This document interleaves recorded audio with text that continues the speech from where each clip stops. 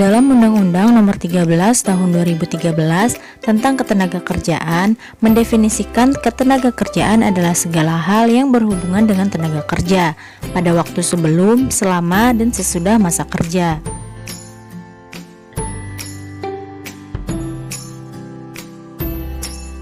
Tenaga kerja adalah setiap orang yang mampu melakukan pekerjaan guna menghasilkan barang atau jasa untuk memenuhi kebutuhan sendiri maupun untuk masyarakat.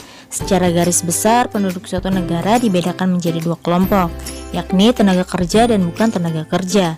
Dalam buku ekonomi karya Dewi Kusuma Wardani, penduduk tergolong tenaga kerja jika penduduk telah berusia 15-64 tahun. Sementara di usia kurang dari 15 tahun dan lebih dari 64 tahun tidak termasuk ke dalam tenaga kerja.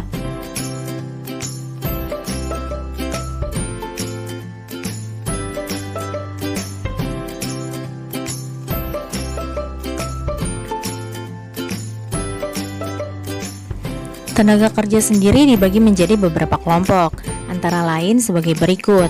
Yang pertama, angkatan kerja, yaitu kelompok penduduk dalam usia kerja atau usia produktif yang bekerja atau sedang mencari pekerjaan.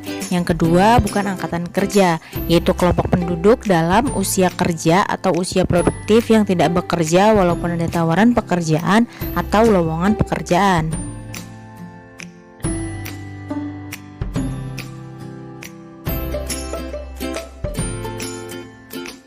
Berdasarkan kualitasnya, tenaga kerja dibedakan menjadi tiga bentuk, yakni sebagai berikut.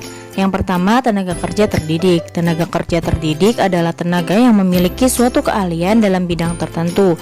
Mereka memiliki keahlian tersebut dengan cara sekolah di pendidikan formal atau pendidikan non-formal. Yang kedua, tenaga kerja terampil.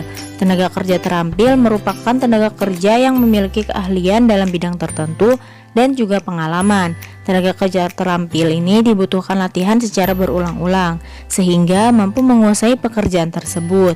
Yang ketiga, tenaga kerja tidak terdidik. Tenaga kerja tidak terdidik ini adalah tenaga kerja kasar yang hanya mengandalkan tenaga saja.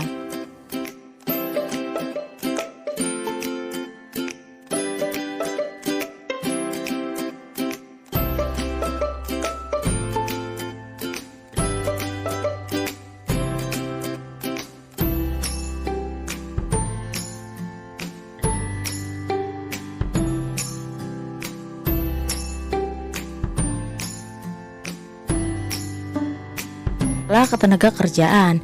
Yang pertama, daya saing tenaga kerja. Jika dilihat dari berbagai survei yang dilakukan oleh BPS, dapat disimpulkan bahwa daya saing tenaga kerja Indonesia relatif masih rendah dibanding dengan daya saing negara tetangga. Rendahnya daya saing yang disebabkan rendahnya mutu SDM sebagai akibat dari rendahnya tingkat pendidikan dan rendahnya kompetensi kerja dan kecocokan skill dengan kecocokan pekerjaan. Yang kedua, pasar kerja tenaga kerja. Masih rendahnya peningkatan pasar kerja dibandingkan peningkatan jumlah tenaga kerja, meski pertambahan lapangan pekerjaan selama 5 tahun terakhir ini cukup banyak dibandingkan dengan pertambahan angkatan kerja. Kondisi ini menyebabkan kelebihan tenaga kerja. Di samping itu, kondisi pasar kerja juga pada pasar yang kurang berkualitas sehingga produktivitas dari tenaga kerja juga masih sangat rendah.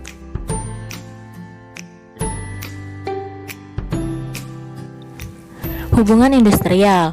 Masih belum terjalinnya hubungan industrial antara pemerintah, pekerja, dan perusahaan dengan baik mengakibatkan rendahnya daya saing tenaga kerja dan salah satu penyebab pengangguran sistem hubungan yang terbentuk antara pelaku dalam proses produksi barang dan jasa yang terdiri dari unsur pengusaha, pekerja, buruh, dan pemerintah. Permasalahannya, hubungan industrial saat ini masih belum harmonis, seperti peraturan perusahaan, perjanjian kerja bersama, lembaga kerjasama bipartit, lembaga kerjasama tripartit, peran SP atau SB, dan asosiasi pengusaha.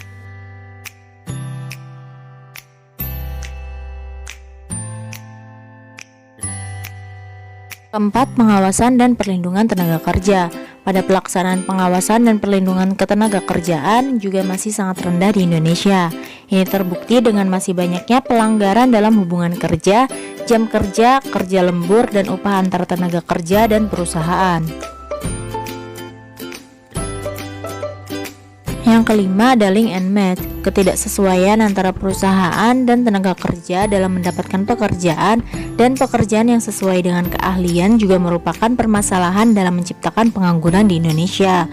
Link and match merupakan konsep keterkaitan dan kesepadanan antara skill yang dimiliki oleh tenaga kerja dengan kebutuhan kerja yang dibutuhkan. Link and match masih menjadi masalah utama yang harus diselesaikan dalam mengurangi pengangguran di Indonesia.